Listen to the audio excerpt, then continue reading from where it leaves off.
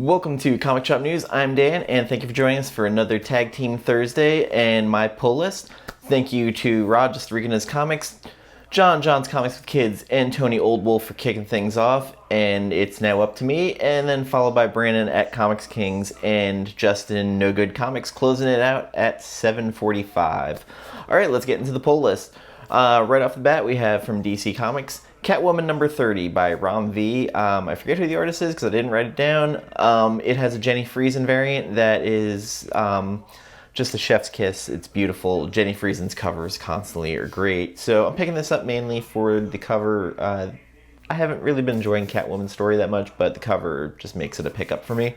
We have Justice League number 60, the second issue of the Brian Bendis run.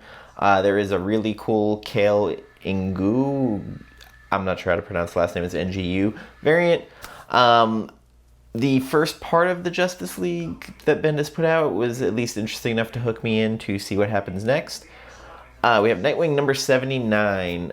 78 did really well. A lot of people are loving the Tom Taylor story. I gave it like an 8.5. I liked it, especially the part with Alfred and the Will reading.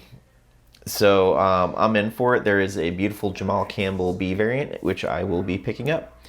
And then we have Superman Red and Blue number 2. There is a Nicholas Scott cover that, not the best. Actually, all of the covers weren't that great. I did enjoy issue 1 quite a bit, so I'm here for issue 2. From Image Comics, we have number 4. It's an anthology all dealing with different clowns in each issue. Like we had a mime last one, which I surprisingly really liked. The cover A is the one I will be picking up. We also have Monstrous number 33 by Marjorie Liu and Sana Takeda. I only saw 1 cover listed for it. It's a great story, and if you haven't been reading it, pick up the trades. Moonshine number 24 by Brian Azzarello and Eduardo Riso, the 100 Bullets team, about a mobster werewolf. It's been interesting. Some issues are better than others. Still just enough to keep hooking me into picking it up every time. Next up, we have a book that I'm super excited about, Old Guard Tales Through Time. And it's going to be, every issue is going to have a different team on it, telling different stories about different characters from the book. And I'm hoping there's a lot more readers now after the Netflix series. I've loved this book, and Greg Rucka is just an amazing writer, so check it out. Radiant Black number 3. I have failed in reading issue 2 because issue 1 didn't really hook me that much, and then I just fell completely behind on my read pile. And here I am still picking it up because I don't know how I like issue 2, so I'm just picking it up. Stray Dogs number 3, there is yet another horror variant. The horror variants have been so on point and just intriguing enough to make me pick it up. Plus it also helps that the book's actually good. From Marvel Comics, Aliens number 2, I did a review on here a couple weeks ago. I really liked issue 1.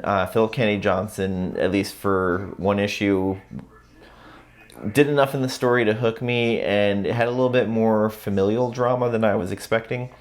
This one has a Stephanie Hans variant, which right away makes it a pickup for me, and I love the Salvador Larroca art. Black Knight Curse of the Ebony Blade number 2. I actually weirdly enjoyed the King in Black special by Cy Sprayer, and issue 1 of this was good. I really liked it, so I'm in for the ride on this.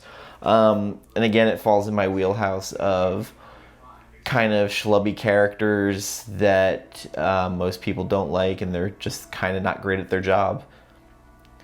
Mighty Valkyries number 1, Scotty Young variant. I will be picking it up, and I really like the King in Black Valkyries storyline that was in there, so I am eager and excited to read this next week. Star Wars Dr. Aphra number 9. Dr. Aphra continues to be a great character. Pick up the early issues with her because eventually she's going to end up in a TV series on Disney Plus or maybe in a movie, who knows. Great character though, great creation, Kieran Gillen's little creation. Sword number 5, this book continues to get better. I'm enjoying it, and it's a really weird, interesting team that they have on here. So I continue to be way into the whole Dawn of X, Way of X, Reign of X storyline. Speaking of Way of X number 1, there's a Scotty Young variant with Blink and Nightcrawler on the cover, and I'm just happy Nightcrawler is getting featured and focused on. I thought it was kind of a missed opportunity in the Ten of Swords to not have the one sword fighter on the team, or for years with his rapier playing pirate. It was a little bit of miscalculation on their part, and especially they had the issue where he's like, "Wait, I'm not sword fighting. What's going on?" Anyway, excited to read this. Women of Marvel number 1. There's a Peach Momoko Scarlet Witch variant is the one I will be hunting down, and hopefully the stories in there are good. That sometimes when they do these specials, there's at least one good story in there. X-Force number 19. Benjamin Percy killing it. Digging this book. He's been solid on Wolverine as well. So again, still reading all of the X books. From no AWA Upshot. That was a move. I really need to erase stuff. From Behemoth Publishing, You Promised Me Darkness number 1. I pretty excited for this book, and of course my notes did not carry over from my iPhone, so that's kind of annoying. Oh, here we go. Approximately every 75 years, Halley's Comet orbits around the sun, and every time this happens, people around the world are born with incredible abilities, special auras that grant them with supernatural skills, but those auras can also be cursed. Yuko and Sebastian, 2 siblings with special auras, are constantly running from an evil being known as the Anti-Everything, who feeds from these special auras, getting stronger with each intake. This being is obsessed with these brothers' auras and will not stop until he feasts on them. Behemoth is a small press, and they did A Girl Walks Alone at Night based on the movie, and I'm willing to check it out. Plus, it's a horror book, so I'm down for it. From Boom Studios, we have Luna number 3. The Maria Lovett covers continue to be great. We also have from Romvi, The Many Deaths of Layla Starr. There's a David Mack foil cover, and that is the one I'll be hunting because I love David Mack's covers, and the story seems interesting. The synopsis is, with humanity on the verge of discovering immortality, the Avatar of Death is fired and relegated to the world below to live out her now finite days in the body of 20-something Layla Starr in Mumbai. Struggling with her newfound mortality, Layla has found a way to be placed in the time and place where the creator of immortality will be born. But will Layla take her chance to permanently reverse the course of future history, or does a more shocking fate await her? Interesting premise. My former co-host, Comics Will Break Your Heart, Jen, read an advanced copy of it, and she labeled it one of her books of the year so far, so I'm eager to read it. From Dark Horse Comics, the last issue of Crimson Flower number 4 comes out. I'll be picking up cover B by Bentz. Once you get over the whole art, the story's actually pretty good. It really picked up in issue 2. Issue 1 was like really the stumbling point of this whole book. And from Vault Comics, we have I Walk with Monsters number 5. I'll be picking up cover B, the Jen Hickman cover. I think this should be nearing its end soon. Been a great book. I really liked it. If you like the movie Hard Candy, this might be something you're willing to check out. I read a couple of books this week so far. One of the first ones I read is Locke and Key Sandman Helen Gone number 1. You didn't need to necessarily read everything beforehand, but if you read In Pale Battalions, the last Locke and Key miniseries, it ties into this. And the Sandman part of it ties in many years before the start of issue 1 of Sandman.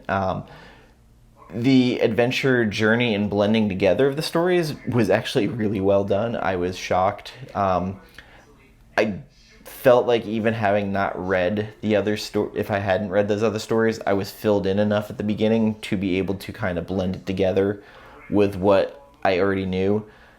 And I really enjoyed it. This is an 8 out of 10 for me. I was completely enraptured by it, and especially the stumbling of issue 0. I was surprised how much I like this. So definitely worth a pickup. We also had oh boy, I just blanked. Why do I do this? Serial number 3 by Terry Moore. Fantastic beginning to the story with the serial killer talking to their mother, who can't talk and is in a wheelchair, and is talking. The killer is talking to the mother and answering the mother, who's not saying a word to her, and shows kind of her MO of what she does to people. I really, really like this. I'm gonna say about a 6.5, 7 on this, which I know it sounds low, but it's not really a book that you can just pick up the single issue and understand what's going on. Batman Detective, the Tom Taylor, Andy Kubert book, I actually enjoyed it. It was not bad. Starts out with terrorists on a plane, all wearing Batman cowls, and we see the former Squire, now the Knight, Beryl, come back from the Grant Morrison run. And Batman travels to England and goes to help Beryl and kick ass, only to find out that most of the people on that plane with the terrorist hit were all people Batman had saved. Very Final Destination a little bit. I'm going to give it a 7.5 out of 10. It wasn't the best, but I was wildly entertained. It felt like comfort food. So thank you, everybody, for watching my pull list. And next up is Brandon Comixkings, and followed by Justin No Good Comics at 7:45, going for about 20-25 minutes. And Sunday, I will be with Carlito talking Zack Snyder's Justice League and Godzilla vs. Kong on my channel for our new show, Celluloid and Scotch. And Brandon and I will be doing a Daredevil show at the end of the month. And the new book club book of the month, picked by Gambit, is Chicacabra by Tom Beeland. Thank you. Take care. Bye-bye.